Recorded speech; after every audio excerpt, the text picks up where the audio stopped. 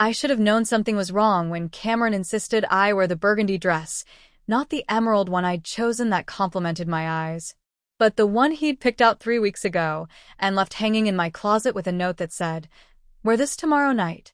At 28, I'd learned to pick my battles.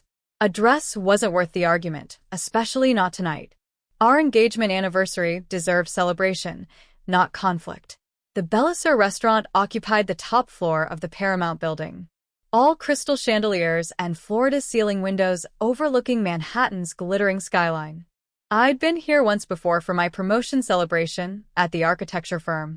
Cameron had complained about the prices the entire evening. Tonight, he'd made the reservation himself.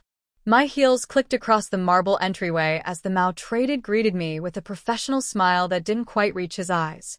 "Miss Price, your party is already seated." Your party, not your fiancé. See, the phrasing should have been my second warning. I followed him through the dining room, acutely aware of the eyes that tracked my movement. The Bellecourt attracted Manhattan's elite. Old money, new money, and everything in between congregated here to see and be seen.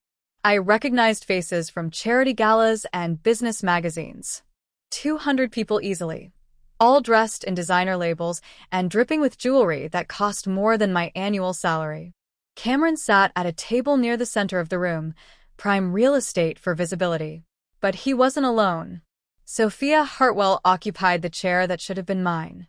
Blonde hair styled in perfect waves, a dress that probably cost 5 figures, and a smile sharp enough to draw blood. I knew her by reputation. Hartwell Hotels had been a Manhattan institution for 4 generations. She'd been on the cover of Forbes last month. I stopped 3 feet from the table. My portfolio, containing the blueprints I'd spent the last month perfecting, suddenly felt impossibly heavy in my hands.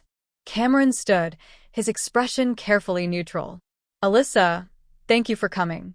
Thank you for coming." Like I was a business associate, not the woman he'd proposed to a year ago. "Cameron, what is this?" My voice came out steadier than I felt. He gestured to an empty chair across from them. "Please sit. We need to talk." I didn't sit. Every instinct I possessed screamed at me to leave, to walk out before whatever was coming could hit me. But pride locked my knees in place. I wouldn't run, not in front of 200 witnesses. Cameron glanced at Sophia, who nodded encouragingly. He cleared his throat. "I've been thinking about our future, about what I need in a partner as I move forward with my career." My fingers tightened on the portfolio. "Your career?" "I'm planning to run for state senate next year. It's an opportunity one can't pass up, but it requires certain considerations." He gestured to Sophia. "Sophia understands the political landscape, her family's connections, her experience with public life. She's the kind of partner who can help me succeed." The words landed like physical blows. Around us, conversations had begun to quiet. People were listening. "You asked me here to break up with me." The question came out flat. "I'm ending our engagement." "Yes." Cameron reached into his jacket and pulled out a small velvet box. My engagement ring. The one I'd left on his bathroom counter last week when the band had started irritating my finger. He'd promised to take it to the jeweler for resizing. He opened the box, removed the ring, and set it on the table between us. "I think it's best if we make a clean break. You're ambitious, Alyssa. You've always been focused on your career, on making a name for yourself. People might say you were with me for the connections, for what I could do for your architectural firm." Heat flooded my face. "You think I'm with you for your connections?" "I'm simply stating how it might appear. You went from a junior architect to project lead within 6 months of our engagement. People talk." Sophia leaned forward, her expression dripping with false sympathy. "It's nothing personal, sweetie. Cameron just needs someone who understands his world. Someone who was born into it rather than trying to climb into it." The portfolio slipped from my fingers, hitting the floor with a dull thud.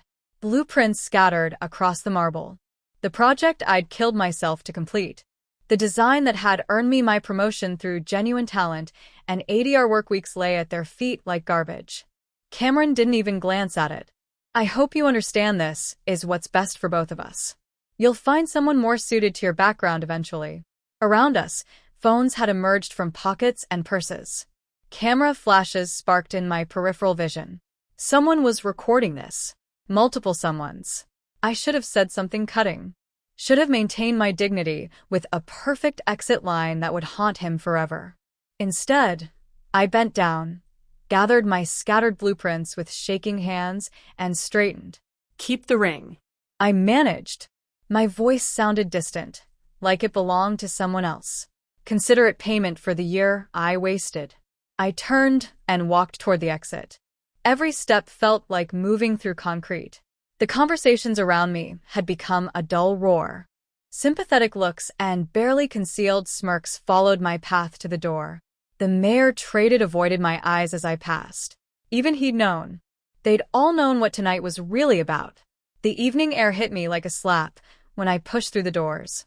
October in Manhattan carried a bite that cut through the burgundy dress Cameron had chosen. The dress he'd wanted me to wear for my humiliation. I made it half a block before my legs gave out. A side street away from the Bellecourt's main entrance offered shadows and blessed solitude. I sank onto the curb, my dress pooling around me, blueprints clutched to my chest. The tears came then, hot and humiliating and absolutely inevitable. A year of my life, a year of believing someone loved me. Of planning a future that had just been incinerated in front of 200 witnesses who were probably already posting about it on social media. Footsteps approached, but I couldn't find the energy to care. Let them see. Let them take their pictures. Nothing could make this worse, Miss Price. The voice was deep, controlled, and completely unfamiliar. I looked up through blurred vision. A man stood 3 feet away, backlit by street lamps, tall, well over 6 feet, with dark hair and a face composed of sharp angles and shadows. He wore a black suit that probably cost more than my monthly rent, tailored perfectly to broad shoulders and a frame that suggested serious time in a gym. But it was his eyes that stopped my breath. Dark brown, almost black in the dim light, and fixed on me with an intensity that felt almost physical. "I don't need help," I said, swiping at my face. "I disagree." He took a step closer. "There are photographers coming. In approximately 30 seconds, they'll round that corner and capture you sitting on a curb in tears. Tomorrow morning, those photos will be everywhere, as if summoned by his words." Voices echoed from the direction of the Bellecourt's entrance. Male voices, excited and opportunistic.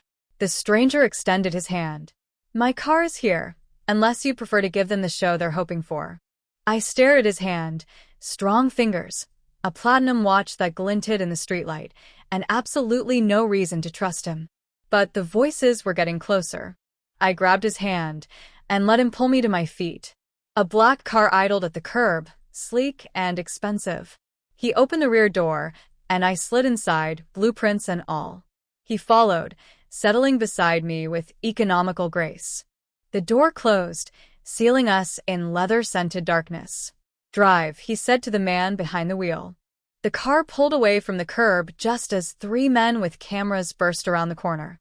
I pressed against the far door, heart hammering. "Who are you?" He turned those dark eyes on me, and something in his expression made my breath catch. Not threat exactly, but not safety either. "Someone who just witnessed your very public humiliation," he said quietly. "And someone who might have a solution to your problem." The car's interior smelled like leather and something darker. Something that suggested violence kept carefully at bay. I clutched my blueprints tighter, suddenly aware of how completely I'd abandoned common sense. Getting into a stranger's car because photographers were coming. Brilliant survival instinct, Alyssa. "You can drop me at the nearest subway station," I said, trying to sound like women who regularly fled public humiliations and luxury vehicles with mysterious men. I could. He angled himself to face me properly, and the passing street lights illuminated his features and fragments. Sharp jawline, a thin scar cutting through his left eyebrow, eyes that assessed me like I was a blueprint he was analyzing for structural weaknesses. "Or you could listen to my proposal first. I don't need rescuing by a stranger with a hero complex." His mouth curved slightly, not quite a smile. "I don't have a hero complex. I have a business opportunity that requires someone in precisely your position." "My position?" I laughed, and it came out brittle. You mean publicly humiliated and unemployed by morning? Not unemployed yet, but yes, that video is already viral. Check your phone if you don't believe me. I didn't want to, but my hand moved to my purse anyway, pulling out my phone. Notifications flooded the screen, text messages from colleagues, missed calls from my sister, and there, trending on 3 different platforms. Cameron Price announces engagement to Sophia Hartwell. The accompanying video showed me standing frozen at that table, blueprints falling from my hands. The comments were worse than the video itself. They'll fire me. The words came out flat. My promotion was contingent on maintaining the firm's reputation. A social media scandal doesn't exactly scream professional stability. Probably. He didn't soften it with false reassurance. Which brings me to my offer. I need a wife. I turned to stare at him. Excuse me. 6 months. A contractual marriage for business purposes. In exchange, I'll ensure Cameron Price's career ends before it begins. And I'll pay you $500,000. The number hung in the air between us like something physical. $500,000. Enough to start my own firm. Enough to never depend on anyone's reputation but my own. This is insane. I said, I don't even know your name. Tomás D'Angelo. He said it like it should mean something. It did. Even I, who avoided anything connected to organized crime, had heard the name. The D'Angelo family controlled significant territory on the East Coast. Shipping, construction, and probably a dozen things that would make my law-abiding soul recoil. You're a criminal. I'm a businessman who operates in gray areas. His tone remained perfectly neutral. I need to finalize an agreement with several traditional Italian families who value stability and family structure. A wife provides legitimacy. Why not find someone who actually wants to marry you? Because this is business, not romance. Romance complicates things. You need financial security and revenge against the man who humiliated you. I need a spouse for 6 months to close a deal worth substantially more than the $500,000 I'm offering you. It's a transaction. The car glided through Manhattan's nighttime traffic, and I realized I had no idea where we were going. Stop the car. We're 3 blocks from your apartment. I'll drop you there. You'll consider my offer, and if you're interested, you'll call the number on this card. He produced a business card from his jacket. Simple, expensive cardstock with a phone number. Nothing else. And if I'm not interested, then you'll deal with tomorrow's fallout on your own. Fair warning, it will be brutal. The car stopped in front of my building, a modest walk-up in a neighborhood that was gentrifying slowly enough that I could still afford rent. The driver, whom I'd barely registered, stepped out and opened my door. Thomas D'Angelo remained in the shadows of the back seat. Think about it, Miss Price. 6 months of your life in exchange for the means to build the future you deserve. And the satisfaction of watching Cameron lose everything he thinks makes him important. I climbed out, legs shaky. Blueprints crumpled against my chest. This is crazy. Most worthwhile decisions are. The door closed, and the car pulled away, leaving me standing on the sidewalk with a business card in my hand and absolutely no idea what to do with it. My apartment felt too small and too empty when I finally climbed the 4 flights to my door. I dropped the blueprints on my kitchen table and pulled up social media again. Even though I knew better, the video had been shared 40,000 times. The comments had multiplied. Half of them called me a gold digger who'd gotten what I deserved. The other half pied me in ways that somehow felt worse. I lasted 2 days. 2 days of sympathetic looks from colleagues and carefully worded suggestions from my boss that perhaps I should take a personal leave to let things settle down. 2 days of watching potential clients withdraw from projects because they didn't want the negative publicity. On the morning of the 3rd day, I stared at Thomas D'Angelo's business card and made a decision that would either save my life or destroy what remained of it. The phone rang once before a male voice answered. Address not hello, not how can I help you. Just the immediate question of someone who expected my call. I gave him my office address, and he hung up without confirming anything. 20 minutes later, a text arrived. Red sedan outside in 5 minutes. Get in. The sedan was precisely where promised, and the driver offered no conversation as we navigated through midday traffic to the waterfront. Not the glossy, tourist-friendly waterfront. The working docks where cargo ships unloaded and warehouses squatted like concrete fortresses. We stopped in front of a building that looked abandoned from the outside. The driver gestured toward a side door, and I realized I was expected to enter alone. The interior contradicted the exterior completely. Modern office space occupied the ground floor, all sleek furniture and state-of-the-art technology, but it was the men I noticed most. 3 of them positioned strategically around the room, all watching me with a kind of alertness that suggested military training and concealed weapons. Miss Price. Thomas emerged from an office in the back, and daylight did nothing to soften his appearance. If anything, it made him more intimidating. Tall, powerfully built, wearing another suit that probably cost more than my car. Thank you for coming. I haven't agreed to anything, but you're here. Which means you're considering it. He gestured toward his office. Please. The office held a desk, 2 chairs, and floor-to-ceiling windows overlooking the docks. He closed the door, cutting off the view of his armed guards. I need to understand what I'd actually be agreeing to, I said, remaining standing. Marriage means what exactly? Living together, public appearances. Yes to both. You'd move into my apartment. We'd attend social functions together. Present the image of a stable, committed relationship, but separate bedrooms, no physical intimacy unless mutually agreed upon for appearances. And you maintain complete professional freedom, except I can't tell anyone the truth. Correct. As far as the world is concerned, we're genuinely married. The contract itself remains confidential. I cross my arms. And what about your actual business? The illegal parts. You don't question my operational decisions, but you're free to voice concerns about anything related to legitimate construction projects. I own several development companies that operate entirely within legal boundaries for 6 months. 6 months. Then we divorce quietly. You receive your payment, and we both move forward. I looked out at the docks at the ships being loaded with cargo I probably didn't want to know about. And Cameron, you said you'd destroy his career. I have numerous connections in political and legal circles. By the time I'm finished, Cameron Price will be fortunate to work as an ambulance chaser in Jersey. No emotion colored his voice, just stated fact. When would this happen? The marriage? 48 hours.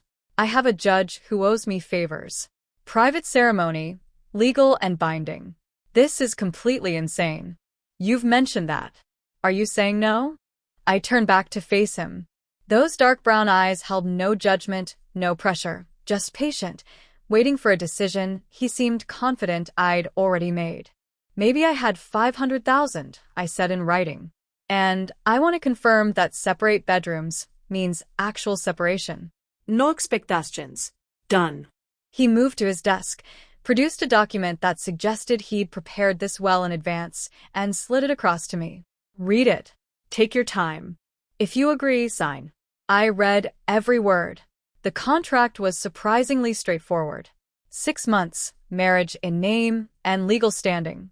$500, 000 deposited to my account upon finalization of his business deal, with an additional clause guaranteeing payment, even if the deal fell through no fault of mine.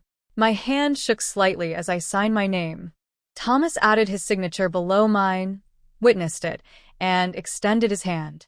Welcome to the arrangement, Mrs. D'Angelo. His grip was firm, warm, and absolutely nothing about this felt safe.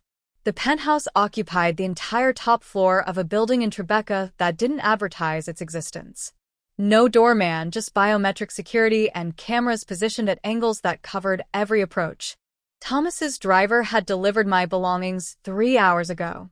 Now I stood in the marble entryway of my new home, feeling like an intruder in a museum. Your room is through here. Thomas moved past me, his presence somehow filling the vast space. He opened a door to reveal a bedroom larger than my entire previous apartment. King bed, sitting area, ensuite bathroom with a soaking tub, and windows overlooking the Hudson River. Everything you need should be here. Lucia handled the arrangements. Lucia, my sister. She manages certain aspects of the family business. She'll want to meet you. He said it casually, but something in his tone suggested this meeting would be more interrogation than introduction. The apartment itself defied my expectations. I'd anticipated something ostentatious, dripping with wealth like Sophia's family estate. Instead, everything spoke of quiet power, modern furniture, and neutral tones, artwork that was probably worth more than I wanted to calculate, and an underlying sense that this space doubled as a fortress. The security system requires your fingerprint now, Thomas continued, leading me to a panel beside the entrance. Press here, I complied, watching as the system registered my biometrics. Seems excessive for a temporary arrangement. Nothing about my life allows for inadequate security. He stepped back, studying me with that same assessing look from the car. You'll find that precautions are necessary, not excessive, because of your business. Because I have enemies who would use anyone connected to me as leverage, which is why starting now, you don't leave this building without security. My spine stiffened. That wasn't part of the contract. It was implied in the clause about maintaining your safety. I take that seriously. Before I could argue, the elevator chimed. Thomas's posture shifted subtly, and I realized he'd positioned himself between me and the entrance. The doors opened to reveal a woman who could only be Lucia. She shared Thomas's dark eyes and sharp features, but where his presence suggested controlled violence, hers radiated calculated intelligence. Mid-30s, wearing a charcoal suit that managed to look both professional and vaguely threatening. She stepped into the apartment with the confidence of someone who belonged here more than I ever would. So, this is the architect. Lucia's gaze swept over me, cataloging everything from my off-theric dress to the defensive set of my shoulders. Alyssa Price, 28, recently promoted, publicly humiliated by an ex-fiancé, see who trades up for political connections. Interesting choice, Thomas. Lucia. Thomas's voice carried a warning. What? I'm simply acknowledging that your new wife has had a difficult week. She moved closer, and I forced myself not to retreat. I need to know you understand what you've signed up for. My brother's world isn't safe, and marriage to him, even a temporary one, makes you a target. She's been briefed, Thomas said. Briefed isn't the same as understanding. Lucia circled me slowly, and I felt like prey being evaluated. Tell me, Alyssa, if someone put a gun to your head and demanded information about Thomas's business dealings, what would you do? I don't know anything about his business dealings. Exactly. And you'll keep it that way. No questions about where he goes, who he meets with, or what happens in those waterfront warehouses. Ignorance isn't just bliss in this situation. It's survival. Lucia, enough. Thomas's tone hardened. She held up her hands in mock surrender. Just making sure we're all clear on expectations. I'll leave you two to settle in. Alyssa, I'm sure we'll be seeing much more of each other. The smile she offered held no warmth. Welcome to the family. The elevator doors closed behind her, and silence settled over the apartment like dust. She doesn't trust me, I said. She doesn't trust anyone. It's kept her alive this long. Thomas moved to the floor-to-ceiling windows, hands in his pockets. But she'll come around. Lucia respects competence. And your professional credentials are solid. How reassuring. He glanced back at me, and something flickered in his expression. Almost amusement. You should rest. We have an event tomorrow night. The annual Garrison Foundation Gala. Black tie. Significant attendance, and your ex-fiancé will definitely be there with his new prize. My stomach clenched already. Proving our marriage is legitimate requires being seen together in the right circles. The Garrison Gala is ideal. Plus, watching Cameron's face when we walk in together will be entertaining for you. Maybe for both of us. Trust me. He headed toward what I assumed was his own bedroom. There's a dress in your closet. Lucia selected it. Wear whatever jewelry you prefer from the safe. Combination is your birthday. He disappeared into his room before I could process that last detail. The safe in my closet contained jewelry that made my eyes water. Diamond necklaces, emerald earrings, pieces that belonged in museum displays, not on my neck. I chose simple pearl studs that wouldn't make me feel like I was playing dress-up. The dress, however, was impossible to ignore. Deep navy silk that somehow managed to look both elegant and sensual, cut to fit perfectly despite Lucia never having taken my measurements. I didn't want to think about how she'd acquired that information. Sleep came in fragments that night. Every sound in the unfamiliar apartment pulled me back to consciousness. At 2 a.m., I gave up and wandered into the kitchen for water. Thomas sat at the island counter, laptop open, still wearing his suit from earlier. He looked up when I entered, and for a moment neither of us spoke. "Trouble sleeping?" he asked finally. "Strange bed. Strange life." I poured water from the filter dispenser. "Do you ever sleep?" "Not much. Comes with the territory." He closed the laptop. "You'll adjust. Most people do. Most people haven't signed a contract to marry a stranger." "Fair point." He studied me across the kitchen, and I suddenly became aware that I wore only an oversized t-shirt and shorts. "For what it's worth, I'll do everything possible to make sure these 6 months don't destroy your life. Just temporarily disrupt it."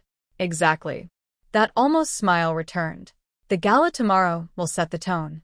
People will talk, speculate, probably create elaborate theories about how we met." "Let them." "The more attention on our relationship, the less attention on other matters."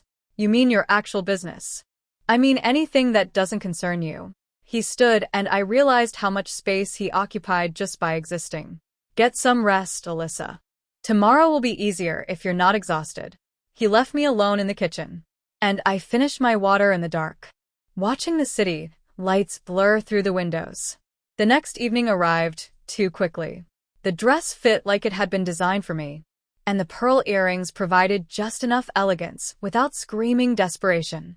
I stared at my reflection, barely recognizing the woman looking back. Professional armor, I told myself, just another kind of blueprint to follow. Thomas waited in the living room, and when I emerged, something shifted in his expression.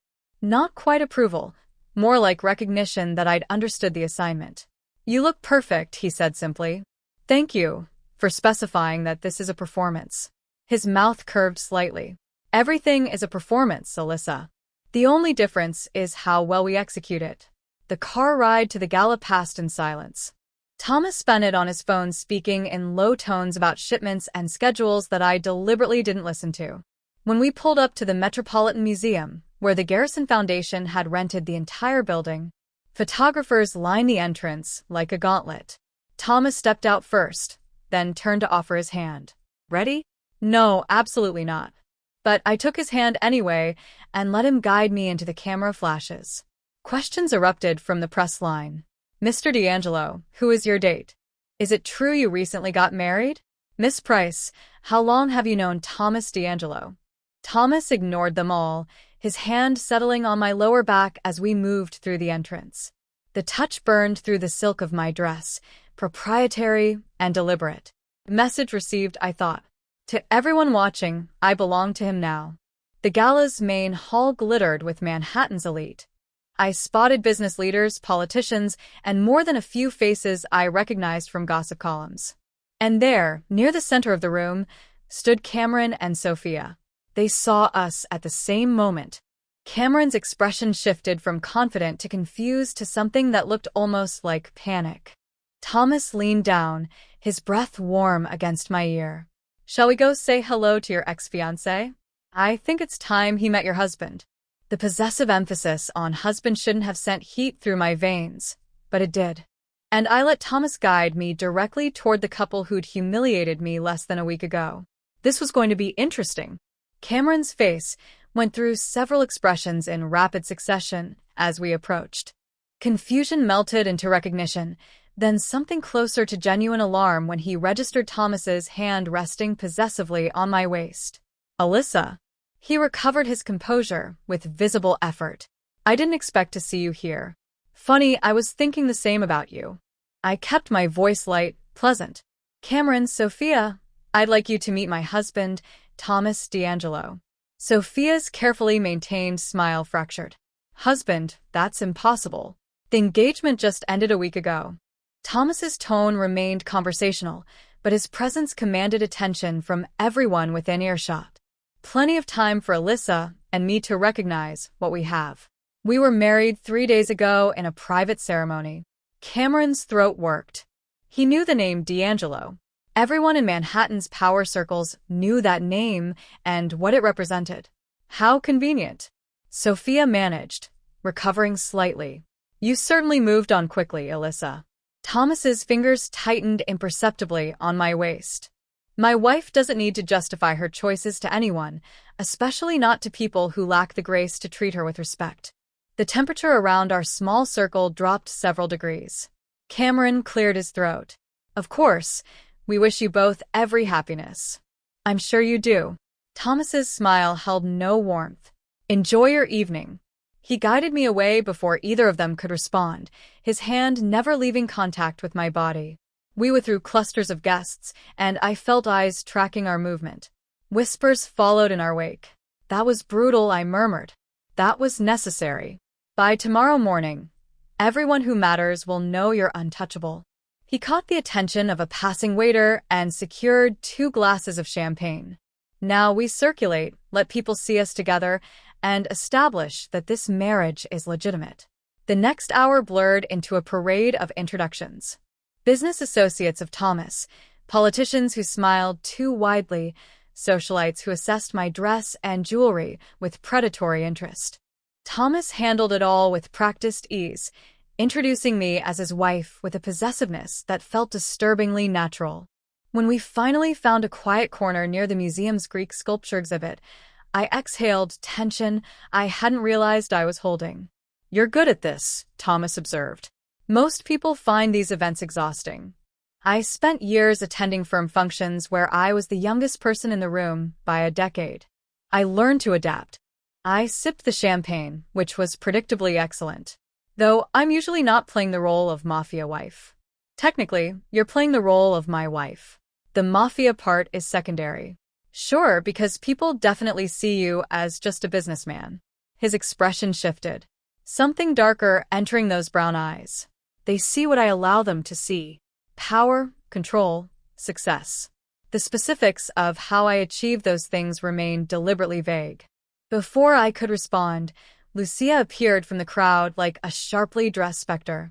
Thomas, we have a situation. His demeanor changed instantly. The charming husband vanished, replaced by someone harder. What kind of situation?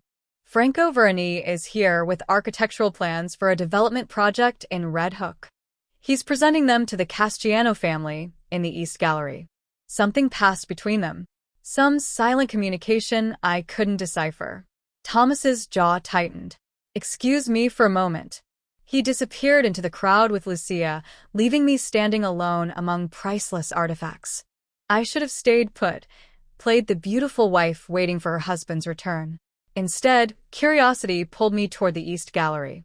The space housed Egyptian artifacts, and a small group had gathered near the temple reconstruction.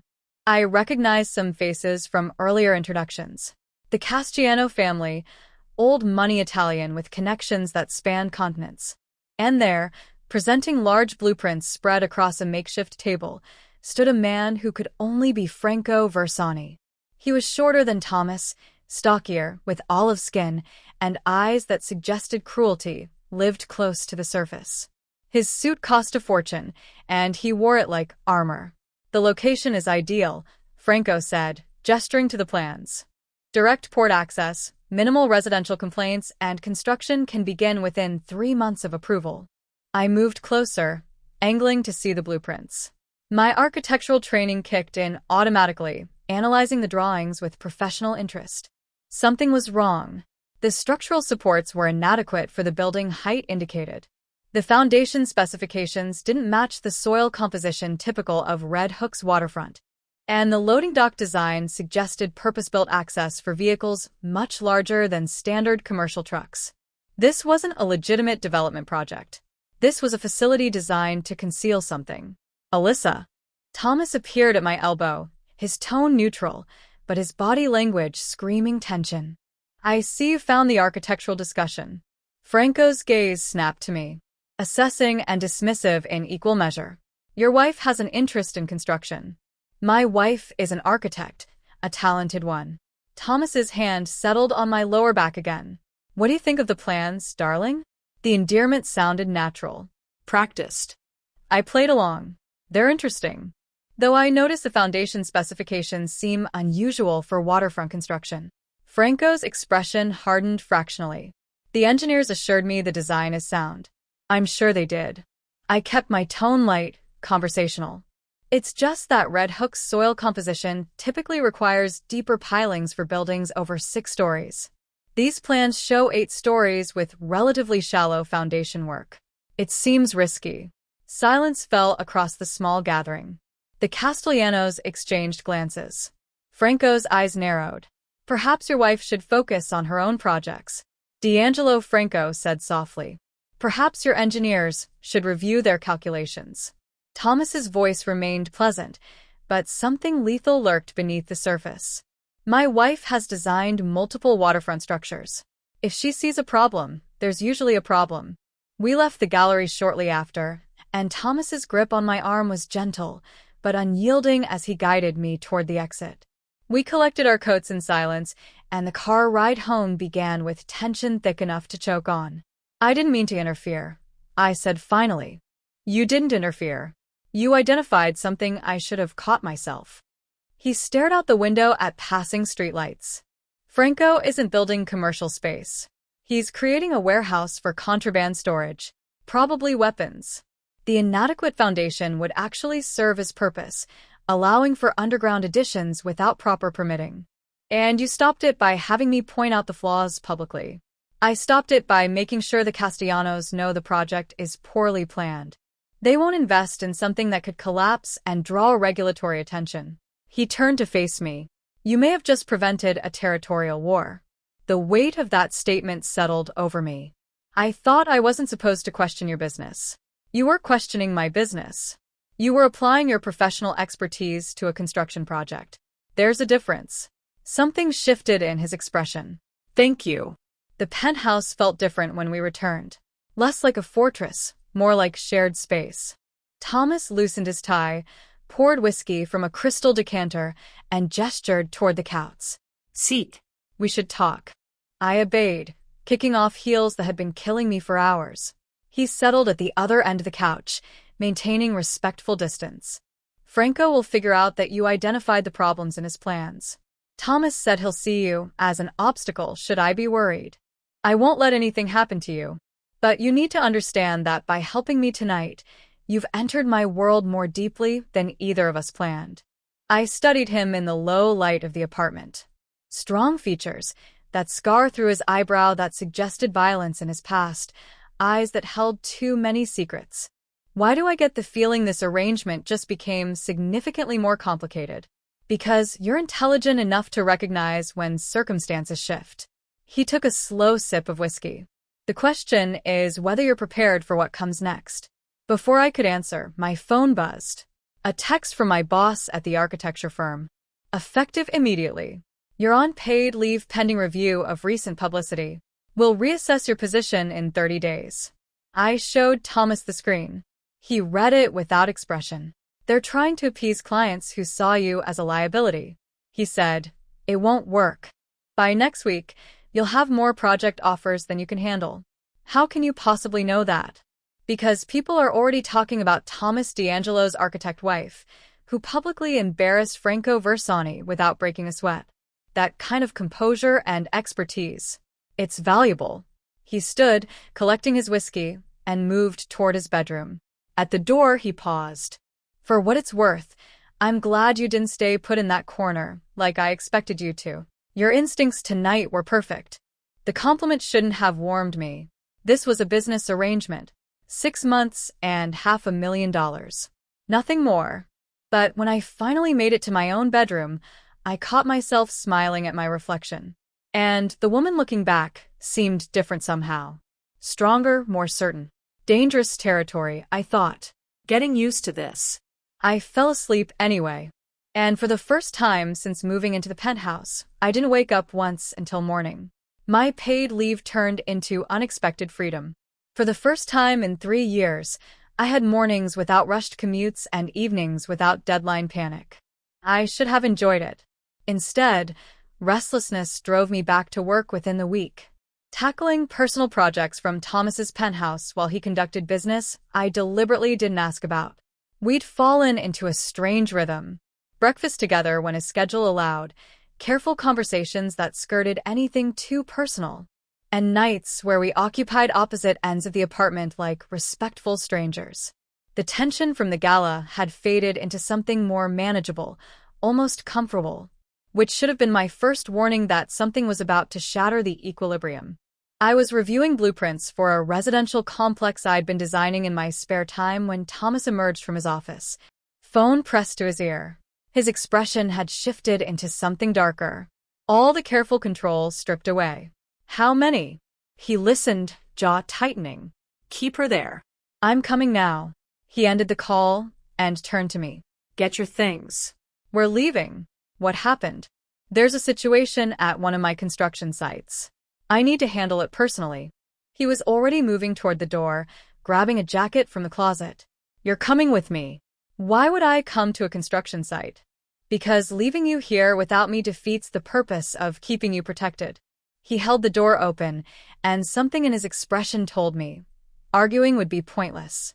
The site was in Brooklyn, a commercial development near the waterfront that Thomas's legitimate construction company was building. Scaffolding climbed 6 stories, and workers moved between floors despite the late afternoon hour. Thomas's driver pulled directly onto the site, past security that waved us through without question. Vincent, Thomas's head of security, and a man who looked like he'd been carved from granite met us at the entrance. Boss, she's in the foreman's trailer, shaken but not hurt. I followed Thomas toward a construction trailer at the site's edge. The site manager. Someone left a message for her, specifically about you. Cold spread through my chest. Inside the trailer, a woman in her 50s sat at a desk, hands wrapped around a coffee mug. She looked up when we entered, relief flooding her features. Mr. D'Angelo. Thank God. I didn't know who else to call. Thomas moved to her desk, where a piece of paper lay spread out. I edged closer to read the message scrolled in block letters. Tell D'Angelo his architect wife should stay out of things that don't concern her. When did this arrive?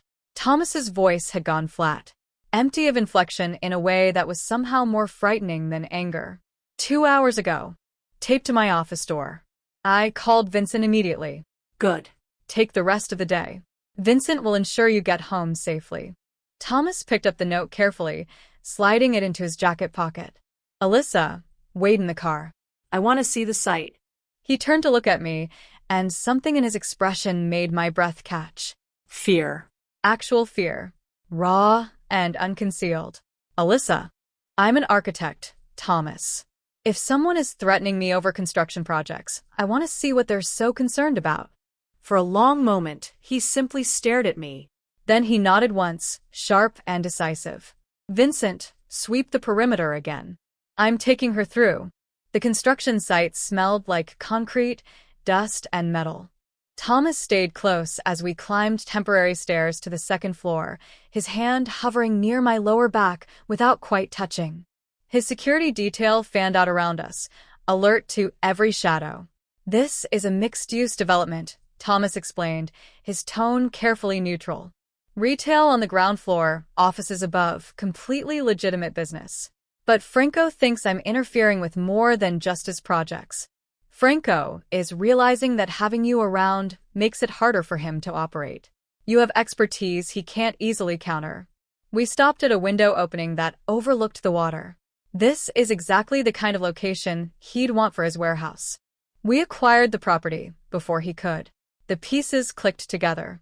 You're using legitimate construction to block his illegal operations. I'm using legitimate construction to expand my business interests. If it happens to limit his options, that's incidental. He studied the harbor view, but yes.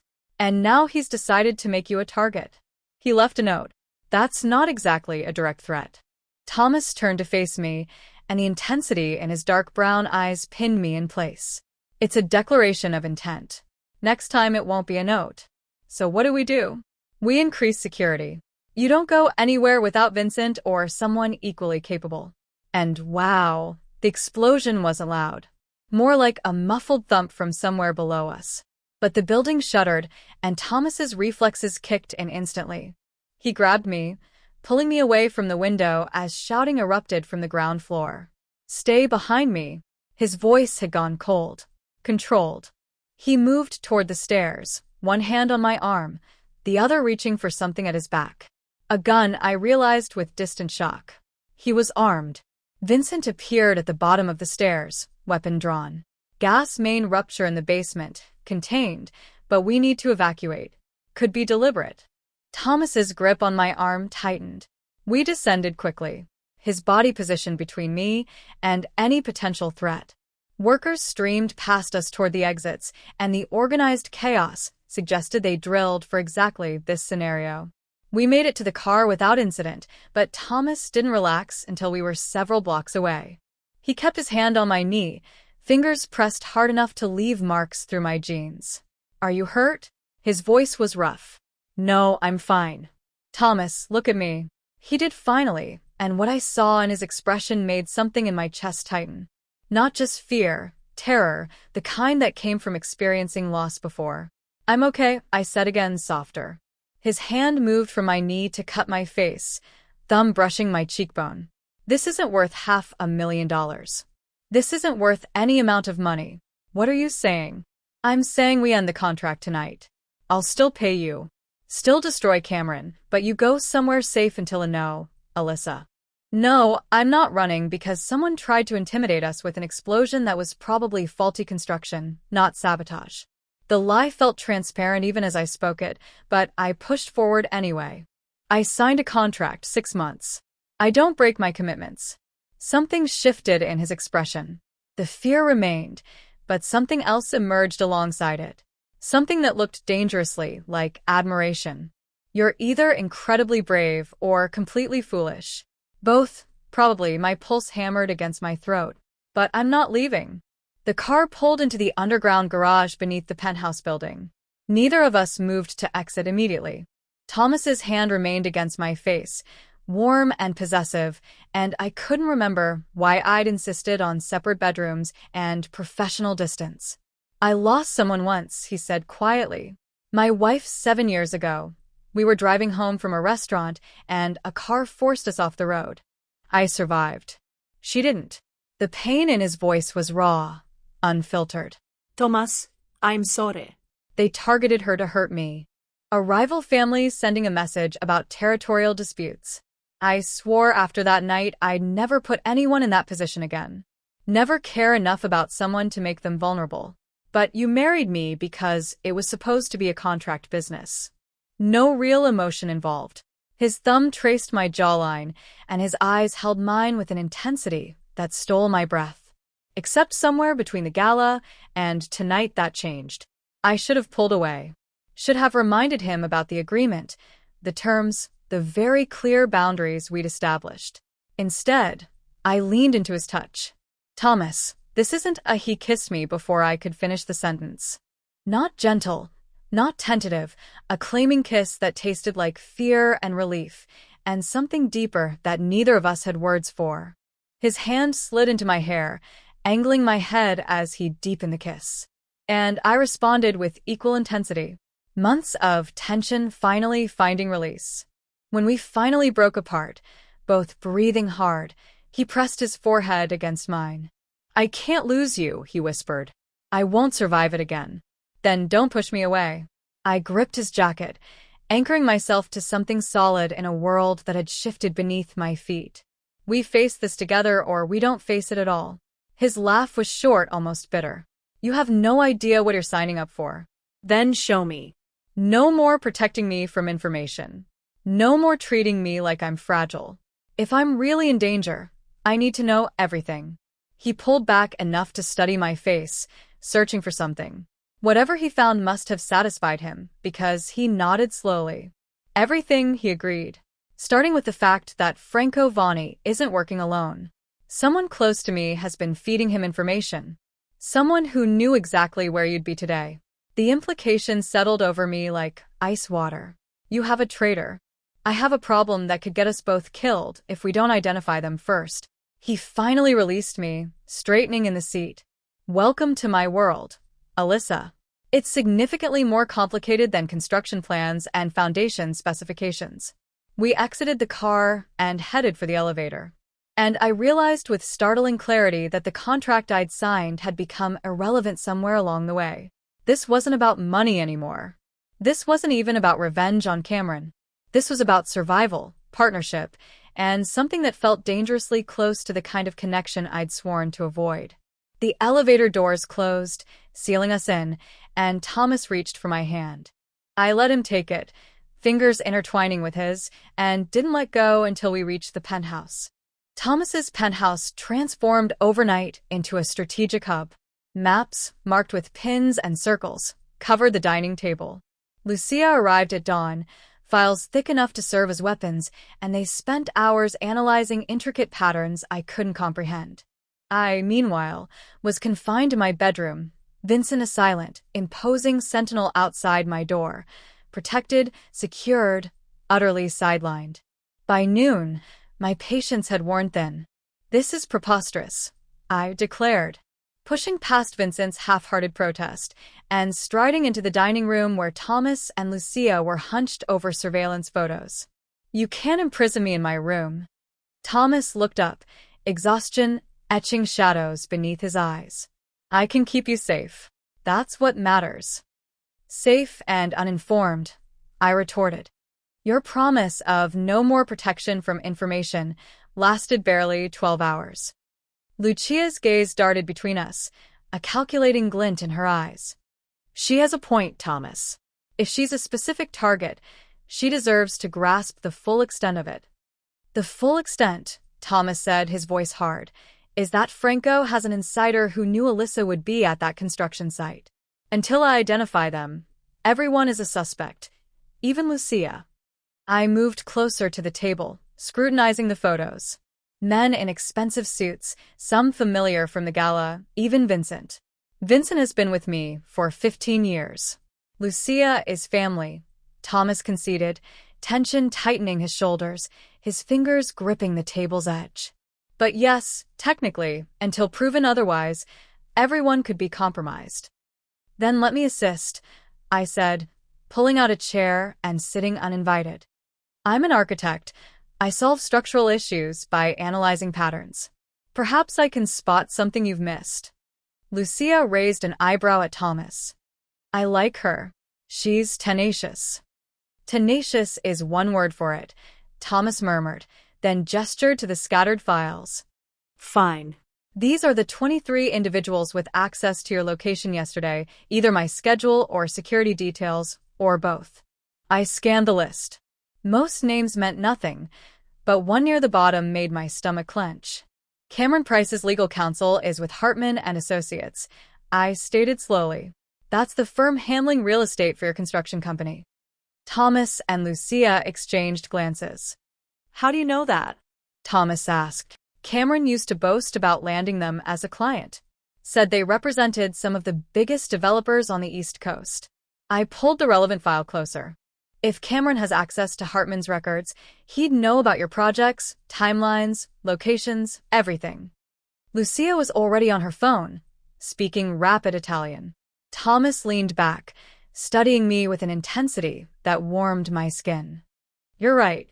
Cameron could be funneling information to Franco through legal channels, keeping his hands clean while maximizing damage." But why? "What's his motive?" "Revenge, likely," I suggested. "You humiliated him by marrying me. His political aspirations demand positive publicity, and your success reflects poorly on his judgment." Thomas rose, pacing to the windows. "Or Franco is paying him. Cameron has gambling debts, from what my sources indicate." The pieces clicked into a chilling mosaic. Cameron, desperate and vindictive, selling information that could have gotten me killed. The man I'd almost married. "If it's Cameron, how do we prove it?" I asked. Thomas turned back to me. "We set a trap. Feed him false intelligence through channels he'd access, then observe Franco's response. And if Franco acts, I'm the bait," I concluded. "Absolutely not." Thomas crossed the room in 2 strides. "We use a decoy. A false trail, suggesting you'll be at a location you'll be nowhere near." "That could work," Lucia agreed, ending her call. "But it needs to be convincing. Information valuable enough for Franco not to ignore." I studied the maps, Thomas's various business interests marked across them. An idea, risky and likely reckless, but potentially effective, materialized. What if we use architecture as the bait? I looked at Thomas. I've been designing a waterfront development, mixed use, prime location, precisely the kind of project Franco would want to sabotage or steal. We'll let it slip that I'm presenting the plans to investors at a specific time and location. When Franco sends his people to intercept, we'll confirm Cameron as the leak.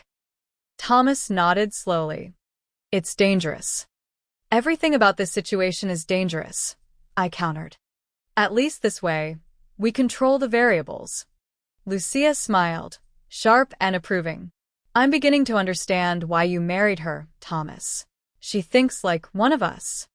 She thinks like an architect, Thomas corrected, but a softer expression touched his face. All right, we'll do it, but on my terms, with my security protocols. The next 3 days passed in a whirlwind of controlled chaos. I refined the architectural plans until they appeared genuinely valuable enough to steal. Thomas arranged for the information to reach Cameron via carefully placed sources at Hartman and Associates. The presentation was scheduled for a warehouse Thomas controlled in Red Hook, the same neighborhood where Franco had eyed his suspicious development. Security transformed the warehouse into a fortress. Cameras covered every angle, armed guards positioned at all approaches, and escape routes meticulously planned. Vincent walked me through the protocols until I could recite them by heart. The night before the planned presentation, sleep eluded me. Adrenaline and anxiety kept me pacing until I finally gave up and wandered into the living room. Thomas sat on the couch in the dark, city lights offering the only illumination. He'd changed into comfortable clothes, the first time I'd seen him in anything but a suit. It somehow made him more human, more accessible. Couldn't sleep either? I settled on the opposite end of the couch, maintaining a careful distance. Sleep seems optional lately. He studied me in the dim light. You don't have to go through with this tomorrow. We can find another way. I want to, I insisted, pulling my knees up and wrapping my arms around them. Not just because it helps identify the leak, but because I need to stop feeling helpless. When Cameron broke our engagement, I felt powerless, like my life was happening to me, not because of choices I made. I refuse to feel that way again. Even if it means walking into potential danger, especially then because I'm choosing to walk into it with preparations and backup and a plan, instead of being blindsided. Thomas was silent for a long moment. Then he moved closer, bridging the distance between us until his shoulder brushed mine. For what it's worth, I understand. After my wife died, I spent 2 years making myself untouchable, building walls no one could penetrate. It didn't bring her back, but it gave me the illusion of control. What changed? Nothing, he admitted, his hand finding mine in the darkness, fingers intertwining. Until recently. Until a woman in a burgundy dress sat crying on a curb and looked at me like I was either salvation or another disaster waiting to happen. You make me want to tear down those walls, which is terrifying. I turned to look at him properly, searching his face for the truth beneath his words. Thomas, when this is over, when the 6 months are up. Don't, he interrupted, cupping my face with his free hand, his thumb tracing my cheekbone. Don't think about timelines or contracts right now. Just be here with me, in this moment. I should have pulled away, reminded us both of boundaries and professional arrangements. Instead, I leaned into his touch and let him kiss me with a gentleness that contradicted everything I knew about his formidable reputation. We stayed on that couch until dawn painted the sky pink and gold, talking about everything except tomorrow's plan. He spoke of growing up in his father's shadow, learning the family business before fully understanding its implications. I recounted building a career in a male-dominated field, fighting for respect with every project. By the time Lucia arrived with coffee and final preparations, something profound had shifted between us. Partnership had deepened into a connection neither of us wanted to name, but could no longer ignore. Ready? Thomas asked as we prepared to leave for the warehouse. I checked my bag, confirming the architectural plans were secured. As ready as I'll ever be. Vincent drove us to Red Hook in tense silence. The warehouse appeared innocuous from the outside, just another industrial building. Inside, it had been transformed into a convincing presentation space with display boards, lighting, and a podium for my supposed pitch to investors. The investors are my people, Thomas explained, gesturing to three men in suits who looked straight out of a corporate boardroom. They'll play their roles. You present the plans as if legitimate. If Franco takes the bait, his people will make a move. If they don't, then Cameron isn't our leak and we reassess. The hours dragged on. I went through the presentation 3 times, each word measured and professional. Thomas's investors asked appropriate questions. Vincent and his team monitored all approaches to the building. Nothing happened. By the 4th hour, I began to doubt the entire plan. Perhaps Cameron wasn't involved. Perhaps we'd misread the situation entirely. Then Lucia's phone buzzed. She stepped away, spoke rapidly in Italian, and returned, her expression a mix of triumph and concern. "We have movement," she said quietly. 3 vehicles approaching from the south. Franco's people, based on the plates. Thomas's entire demeanor shifted. Everyone in position. Alyssa with me now. He guided me toward the back of the warehouse where Vincent had prepared an armored vehicle, but we didn't get in. Instead, Thomas positioned us behind a stack of crates with a clear view of the entrance. "I thought I was supposed to evacuate," I whispered. "Change of plans. I want you to witness who appears. Confirm it's Franco's people. Your testimony will be invaluable later." Before I could protest, the warehouse doors burst open. 5 men entered, weapons visible, moving with military precision. And behind them, looking uncomfortable and utterly out of place in khakis and a button-down shirt, walked Cameron Price. My ex-fiancé had just confirmed himself as the traitor who'd been trying to get me killed. Cameron looked smaller than I remembered, less polished, with wrinkled clothes and the desperate energy of compounding bad decisions.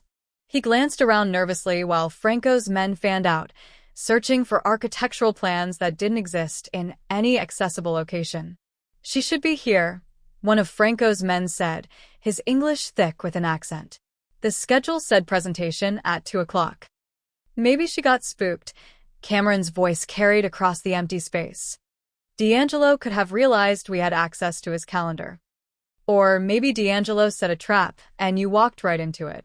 Thomas stepped out from behind the crates, and I watched with fascination as 5 weapons immediately pointed at him. He didn't even flinch. "Hello, Cameron. Interesting company you're keeping these days." Cameron's face went pale. "Thomas, this isn't what it looks like." "Really?" "Because it looks like you've been feeding information to Franco Verani. In exchange for what, exactly? Money to cover your gambling debts? Revenge because my wife moved on faster than you expected?" "Your wife," Cameron's expression twisted into something ugly. "You mean the woman who was supposed to need me? Supposed to come crawling back when reality hit? Instead, she lands a mafia boss who turns her into someone untouchable. So this is about ego." I stepped up beside Thomas, ignoring his sharp intake of breath. "You couldn't handle that I didn't fall apart without you." All 5 weapons shifted to point at me. Thomas moved instantly, positioning himself between me and the guns, but I sidestepped, keeping myself visible. "Alyssa, get back," Thomas said, his voice low and dangerous. "No," I want him to explain. I kept my eyes on Cameron. The humiliation at Belisar wasn't enough. You had to try to get me killed. "I didn't think Franco would actually hurt you." Cameron's words came fast, defensive. "He just meant to intimidate you, to deter you from meddling with his projects. I thought if you were sufficiently shaken, you'd abandon D'Angelo, and then perhaps." He trailed off, a flicker of a monstrous hope in his eyes. "Perhaps you'd return to me. After you publicly destroyed me?" Disbelief colored my voice. "You're delusional. I'm trying to survive. Those gambling debts aren't just money I owe, Alyssa. They're debts to people who break legs when you don't pay." Franco offered a solution, information about D'Angelo's operations in exchange for clearing what I owed. "So, you sold out your ex-fiancé to save yourself?" Thomas's tone could have cut glass. "Admirable. One of Franco's men spoke into a radio, rapid Italian I couldn't follow. Whatever response he received hardened his expression. We need to go. Police are coming. Police? Cameron looked confused. Why would police? Because I called them. Lucia emerged from another section of the warehouse, phone in hand. Specifically, I called my contacts at the FBI. They've been very interested in Franco Varani's arms trafficking operation. And now they have witnesses, recordings, and Cameron admitting to conspiracy. The warehouse doors burst open again, but this time it was federal agents in tactical gear, weapons drawn, shouting commands. Franco's men dropped their guns immediately, professionals who knew when they'd been outmaneuvered. Cameron just stood frozen, comprehension finally dawning. You set me up, he whispered. You set yourself up, I countered. We just gave you the opportunity to confess. The agents moved efficiently, securing Franco's men in handcuffs. One approached Cameron with similar intent, and reality seemed to hit him all at once. He lunged, not toward an exit, but toward me. Thomas intercepted him before he got within 3 feet, slamming him against a concrete support pillar with enough force to knock the air from Cameron's lungs. Don't. Thomas's voice was barely above a whisper, but the threat in it was absolute. Don't even look at her again. An agent pulled Thomas back, and Cameron crumpled to the ground. They cuffed him efficiently while reading rights that Cameron probably couldn't hear over his own panicked breathing. Mr. D'Angelo, Mrs. D'Angelo will need statements. The lead agent, a woman in her 40s with sharp eyes and an air of command, gestured toward a cleared area. This way, please. The next 2 hours blurred into a whirlwind of statements, recordings, and confirmation of details. Lucia had, it turned out, been collaborating with the FBI for months, building a case against Franco that tonight's events had gift-wrapped. Cameron's confession, captured from multiple angles, provided the final pieces. By the time we returned to the penthouse, exhaustion had settled deep into my bones. Thomas dismissed Vincent and Lucia, who'd accompanied us back, and we were finally alone. You shouldn't have stepped out like that, Thomas stated, pacing the living room, controlled fury radiating from every movement. Those men had guns pointed at you. Any one of them could have fired. But they didn't. That's not the point, Alyssa. He spun to face me. You could have been killed. Do you understand that? One wrong move, one trigger-happy thug, and I would have watched you die like your first wife. He froze. What? That's what this is truly about, isn't it? I moved closer, closing the distance he'd created. Your terrified history will repeat itself. That someone you care about will die because of your world. But I'm not her, Thomas. I made the choice to step out there.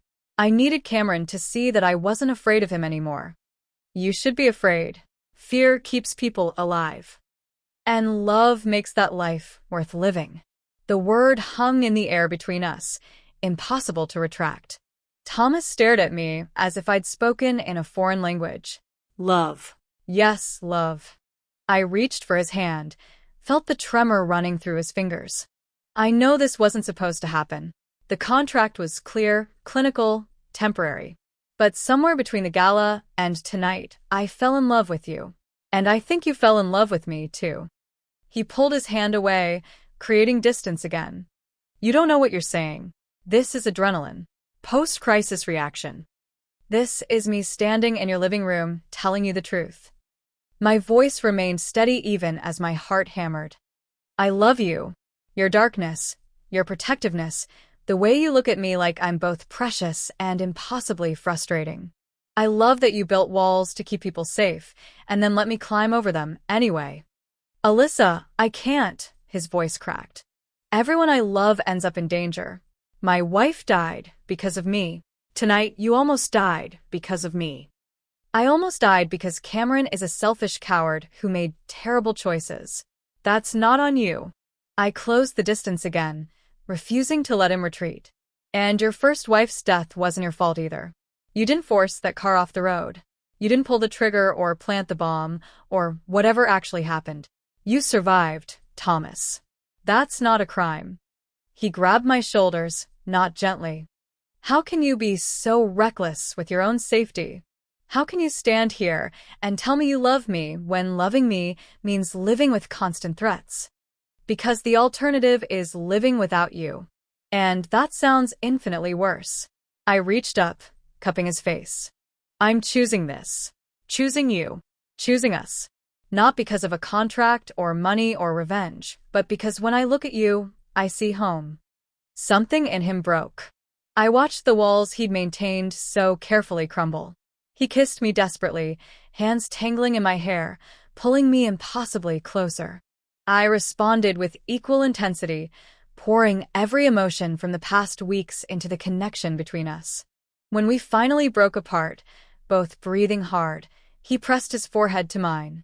I love you, he whispered. God help me. I love you so much it terrifies me. Then be terrified with me. But don't push me away. I don't know how to do this. How to love someone and not destroy them. We'll figure it out together. That's what partnership means. I kissed him again, softer this time. No more protecting me from your world. No more keeping me at arm's length. We face everything together, or we don't face it at all. He pulled back enough to look at me properly. You're asking me to trust that you can survive in my world. I'm asking you to trust that we're stronger together than we are apart. I held his gaze. Can you do that?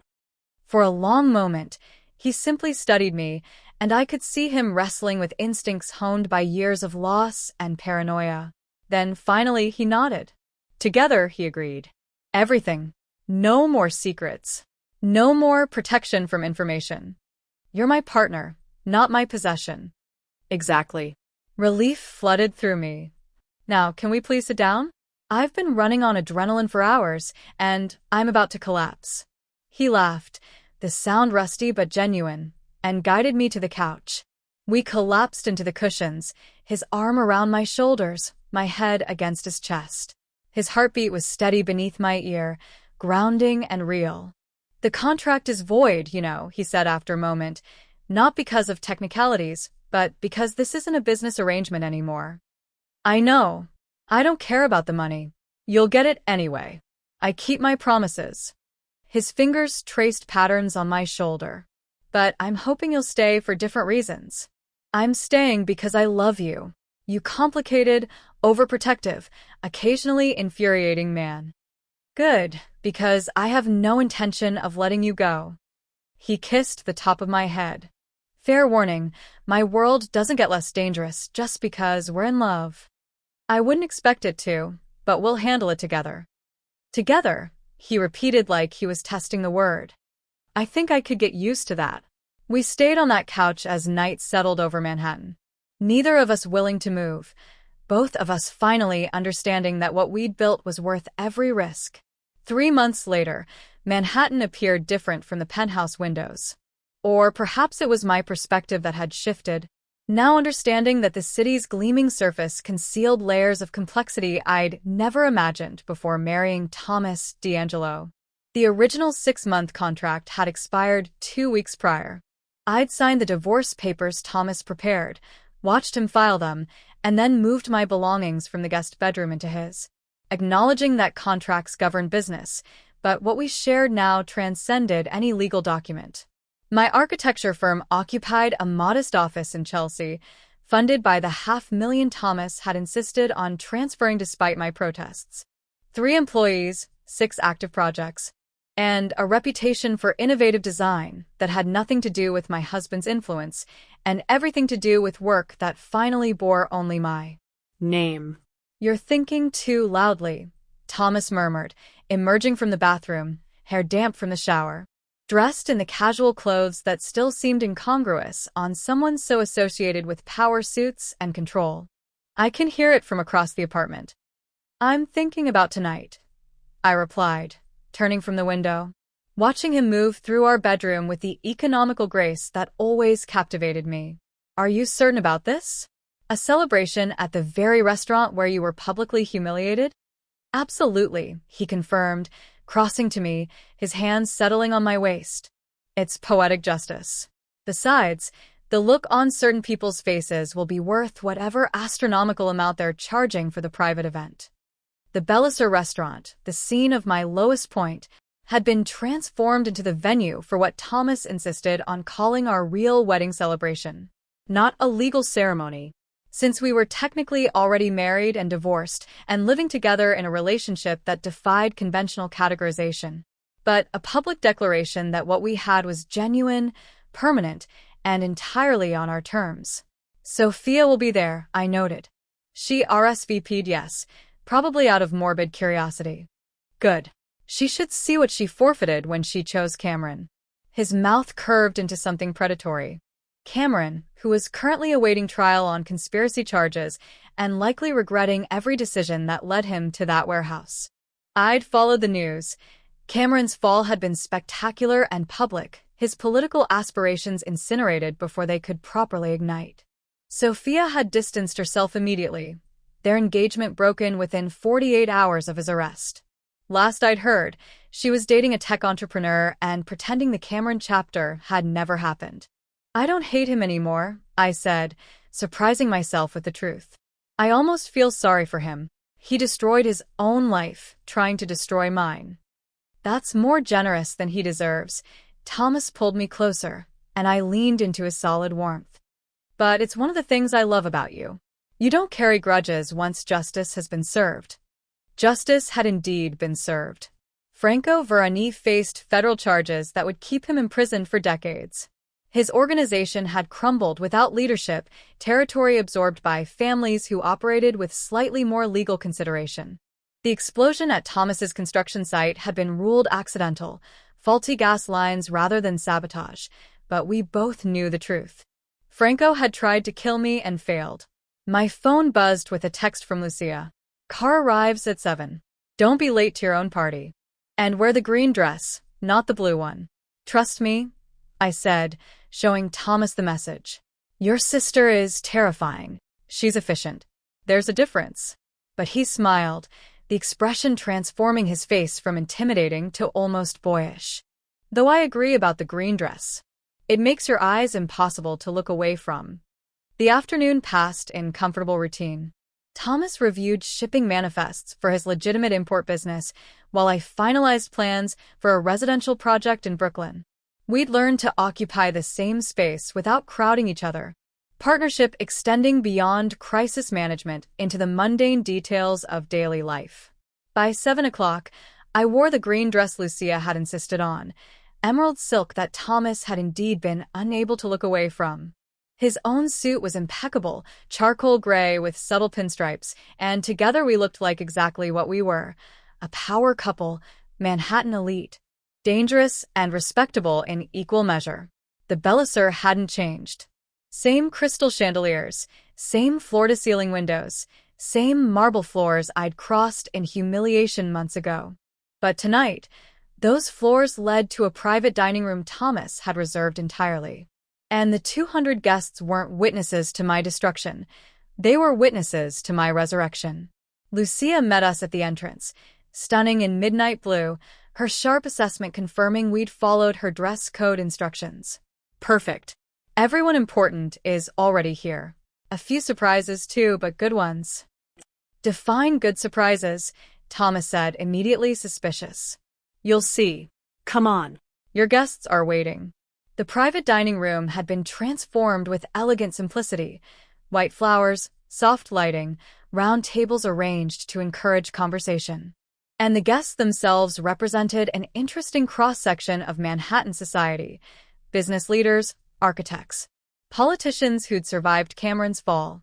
And faces I recognized from Thomas's world, the kind of people who understood exactly who they were celebrating with and chose to attend anyway. Alyssa, my former boss from the architecture firm, approached, genuine warmth in his expression. I'm so glad you agreed to let me come. I wanted to apologize personally for how we handled your leave. It was cowardice, pure and simple. It was business, I said, though his apology meant more than I'd expected. But thank you. Your new firm is making waves. The residential project in Brooklyn is brilliant. He glanced at Thomas, who'd positioned himself slightly behind me, protective without being possessive. You're lucky to have her. I'm aware, Thomas said simply. We circulated through the room. accepting congratulations and well wishes that felt genuine despite the underlying current of calculation that came with Thomas's social circle. These people understood power, respected it, and recognized that I'd become someone who wielded it alongside my husband rather than hiding behind him. Sophia Hartwell stood near the windows, champagne in hand, looking simultaneously uncomfortable and fascinated. She'd lost weight since the gala, her sharp edges more pronounced. And something in her expression suggested the tech entrepreneur wasn't working out as planned. "Alyssa," she approached with visible effort. "Thank you for inviting me. I wasn't sure you would." "I almost didn't." Honesty seemed appropriate. "But holding on to anger takes too much energy. And honestly, you did me a favor." "A favor?" She looked genuinely confused. "You took Cameron off my hands before I made the mistake of actually marrying him. Saved me a divorce." I gestured around the room. And if he hadn't humiliated me that night, I never would have met Thomas. Thomas's hand settled on my lower back, warm and grounding. Sophia's gaze tracked the movement, and something like envy flickered across her face. "You look happy," she said finally. "Genuinely happy. I don't think I ever saw that when you were with Cameron." "I wasn't, But I am now. I offered her a smile that held no malice. "I hope you find that too, Sophia." Genuinely. She nodded, blinking back what might have been tears, and excused herself to refill her champagne. "That was kind," Thomas said quietly. "That was honest. She's not my enemy. She never was. She was just another person Cameron used for his ambitions." Lucia appeared at my elbow, practically vibrating with suppressed excitement. "Time for the surprise. Thomas, don't freak out." "When you tell me not to freak out, I immediately want to freak out." She ignored him and gestured toward the entrance. A woman in her 60s entered, elegant in burgundy silk, with dark hair shot through with silver and eyes that were unmistakably related to Thomas's. "Mom." Thomas's voice carried a shock I'd never heard from him before. His mother crossed the room with measured grace, and I saw where he'd learned to command space through presence alone. She stopped in front of us, studying her son with an expression that held both love and assessment. "Thomas, it's been too long. 3 years. You said you wanted nothing to do with the family business." "I said I wanted nothing to do with the violence that killed your father and almost killed you. But Lucia tells me you found someone who's changing your priorities.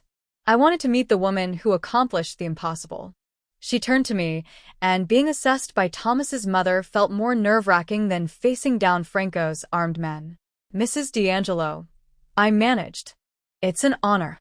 Call me Maria, and the honor is mine." She took my hands, squeezing gently. "My son loved once before and lost everything. I didn't think he'd survive loving again, but Lucia says you're strong enough for his world and brave enough to change it. Is that true?" "I'm trying to be both. Some days are more successful than others." She smiled, and I saw where Thomas got his rare, transformative expressions. Honest. "Good. My son needs someone who won't simply tell him what he wants to hear." She released my hands and turned back to Thomas. "She's perfect for you. Don't screw this up." "I'll try not to." Thomas's voice had gone rough with emotion. "You came all the way from Italy for this. For you always. Even when we don't speak, you're still my son." She kissed his cheek, whispered something in Italian that made his eyes close briefly, and moved into the crowd to greet Lucia. "Surprise indeed," Thomas said, clearly struggling to process his mother's appearance. "Good surprise?" I asked. The best. He pulled me into his arms, ignoring the 100 pairs of eyes tracking our movement. "How is my life this different from 6 months ago?" "Because a woman in a burgundy dress agreed to a ridiculous contract with a stranger. Best decision I ever made." He kissed me slow and thorough, and applause rippled through the room. When we finally broke apart, Lucia had arranged everyone with champagne glasses raised. She caught Thomas's attention and nodded toward the small podium positioned near the windows. Thomas guided me there, his hand never leaving contact with my body. We faced the crowd together, and he spoke without notes or preparation.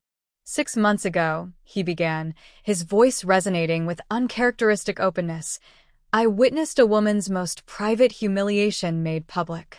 I offered a solution purely transactional, expecting nothing beyond a temporary business arrangement. He turned to me then, his gaze intense, capturing my breath.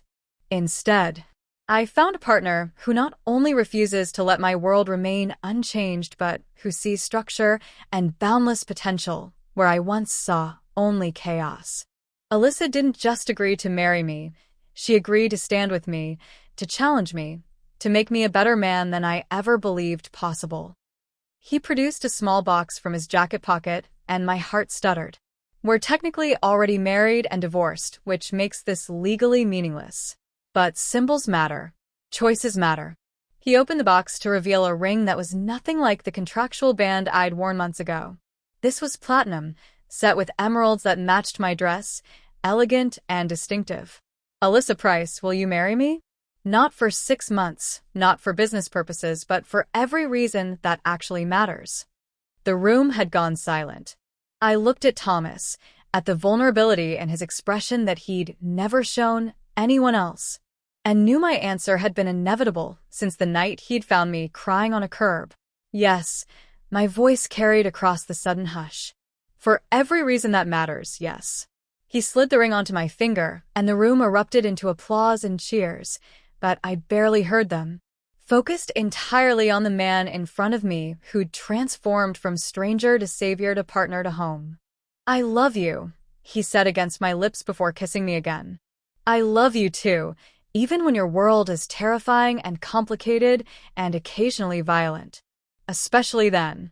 The celebration continued around us, but we stayed at that podium for another moment, foreheads pressed together, breathing the same air.